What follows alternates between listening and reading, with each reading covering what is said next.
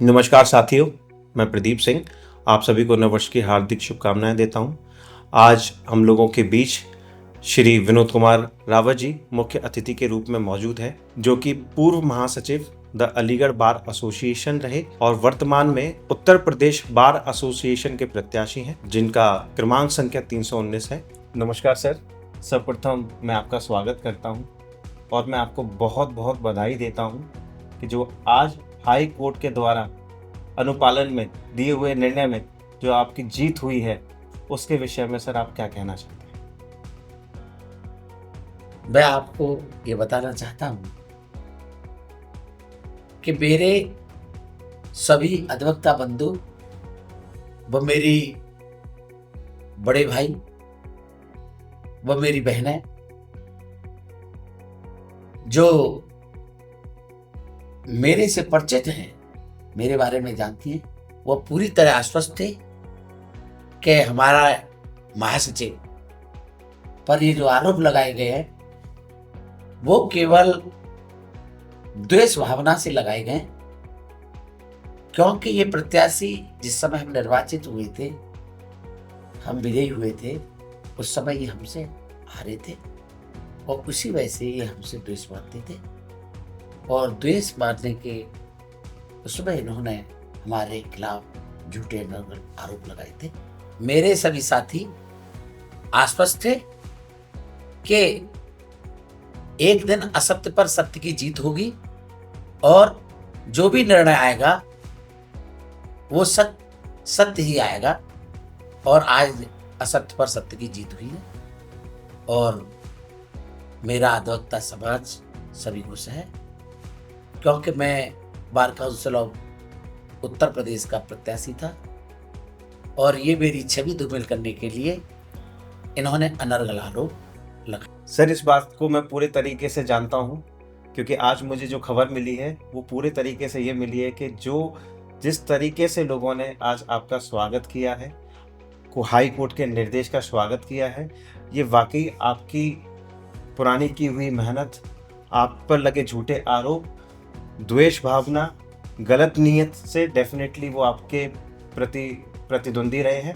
लेकिन आपने ये जीत हासिल करके ये तो साबित कर दिया कि आप एक पूर्णतः स्वच्छ और अच्छी नीयत को दर्शाते हैं। दूसरा, मैं आपसे एक क्वेश्चन पूछना चाहता हूं सर, और मुझे तो हालांकि पता है, मैं चाहता हूं कि दर्शकों को, सभी लोगों को आप बताएं कि आपने अपने कार्यकाल में जो चेंजेस किए, तो उन चेंजेस में 2-4 रिपीट चीजें आप बताएंगे तो हमें बहुत खुशी होगी सर।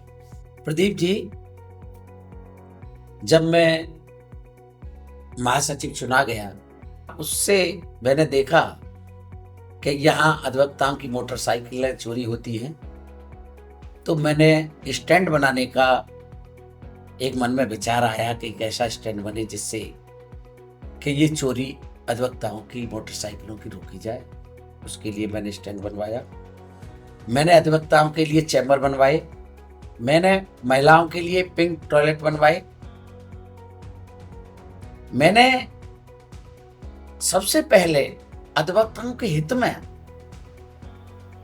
मैं अपने वरिष्ठ पुलिस अधीक्षक जी से भी मिला कि हमारे अधिवक्ता के खिलाफ जब तक कोई मुकदमा दर्ज नहीं होगा, जब तक कि उसकी सूचना हमको न दे दी जाए।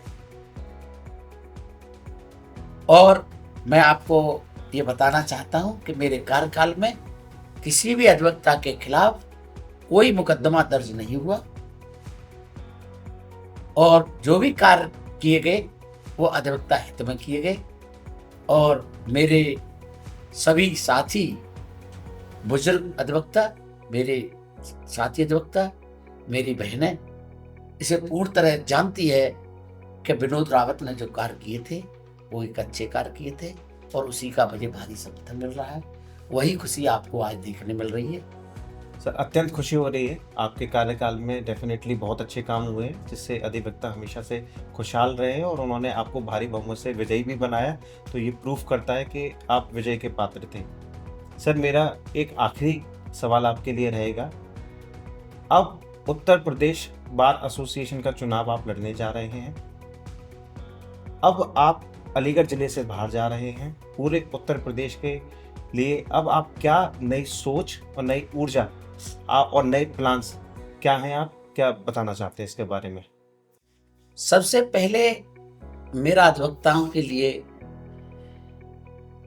हम अधिवक्ताओं को मृत्युपरांत कम से कम 10 लाख रुपए कल्याण निधि से दिलवाएं। दूसरा हमारा यह है कि हमारे अधिवक्ता बंधु जो दूसरे शहरों में जाते हैं, टोल टैक्स लगते हैं, वो अधिवक्ताओं का पूरे प्रदेश पर टोल टैक्स माफ किया जाए। अधिवक्ता प्रोटेक्शन एक्ट प्रदेश में लागू हो। हम ये देख रहे हैं कि तहसील स्तर पर अच्छी व्यवस्था है, चैम्बर्स नहीं है, व्यवस्थाएं बैठने के लिए है, पानी की व्यवस्था नहीं है, वाटर कूलर नहीं है। तो ये सारी जो छोटी छोटी कमियां हैं, हम चाहते हैं कि ये दूर होनी चाहिए। अधिवक्ता हित में जितने भी कार्य हो सकते हैं हम पूरा प्रयास करेंगे कि अधिवक्ता हित में हम जो भी कार्य हो सकते हैं अधिक से अधिक वो हम पूरे कराएंगे। धन्यवाद सर। बस एक आखिरी और क्वेश्चन था आपसे कि सर, जैसा कि अभी देखा गया है कुछ महिलाओं पर, जो महिला अधिवक्ता है उन पर कई बार एफआईआर के कुछ रीज़न आए हैं, कुछ एफआईआर की कॉपी आई है, उसके बारे में आप क्या कहना चाहते हैं? उसमें क्या सुधार करेंगे आप? प्रदीप जी, मैं आपको बताऊं कि पावर में भी महासचिव था, जहां पावर का दुरुपयोग होता है और हम पावर का गलत इस्तेमाल करते हैं। हम अधिवक्ताओं के हित के लिए हमको चुना गया है और हम अधिवक्ताओं के खिलाफ ही कार्रवाई करते हैं। तो ये इससे बड़ी शर्मनाक घटना नहीं हो सकती, ये दुखद घटना है। और रामायण और महाभारत हमको यही सिखाती है कि जिस किसी ने भी ये पावर का दुरुपयोग किया है उसका क्या हल हुआ है, ये आप बखूबी जानते हैं। बहुत बहुत धन्यवाद सर।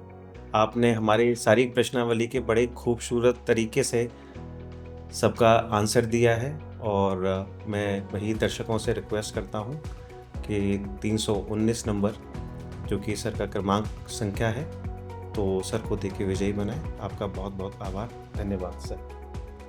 धन्यवाद।